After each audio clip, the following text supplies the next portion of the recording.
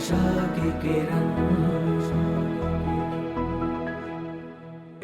ભગવાનના ભક્તો જીવન બહુ સ્મૂથ બનાવી રાખજો. સત્સંગમાં પણ જેટલા તમે સ્મૂથ બની વર્તશો તમને આનંદ આવશે. પરિવારમાં પણ તમે જેટલા સ્મૂથ બની વર્તશો તમને આનંદ આવશે. ભલે કદાચ ઘરના તમે વરિષ્ઠ હો તો પણ સ્મૂથ બનીને વર્તજો.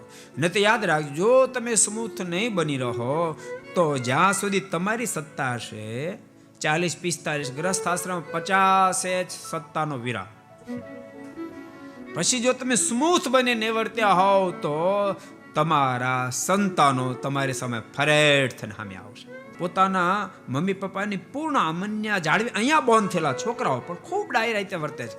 પણ ક્યારેક આપણે જ એમાં જ્યારે ધ્યાન ન દીધું હોય, આપણે જ નકરા ઓર્ડર કરી કર્યા હોય તો પછી ન છોકરા સાંભળે. એટલે મારી તમને ભલામણ સુખે રહેવા માટે પરિવારમાં પણ ખૂબ સ્મૂથ રહેજો. થોડું ઘણું લેટ ગો કરતા શીખજો. સત્સંગમાં પણ એવું શીખજો. કોઈ વાતને પકડી ન રાખવી. યાદ રાખજો, માનો કે આપણે કંઈક નક્કી કર્યું કે આમ કરવું, સંતો કે અમને આમ કરવું, 1 સેકન્ડમાં એ વાતને એક્સેપ્ટ કરી લેવી. 1 સેકન્ડમાં એક્સેપ્ટ કરી લેવી. જે વ્યક્તિ જેટલો સરળ બને વર્તે એટલો જ સુખ્યો થાય છે. એ ભાઈ સત્સંગમાં હોય તોય ભલે ને ઘેરે હોય તોય ભલે. મારી તમને ભલામણ છે. બધા ભક્તોને કહું છું, જેટલા સાંભળે બધાને કહું છું, પુરુષ ભક્તો સ્ત્રી ભક્તો બધાને કહું છું. को पसंद आया हो तो लाइक करें और शेयर करना मत भूलिए.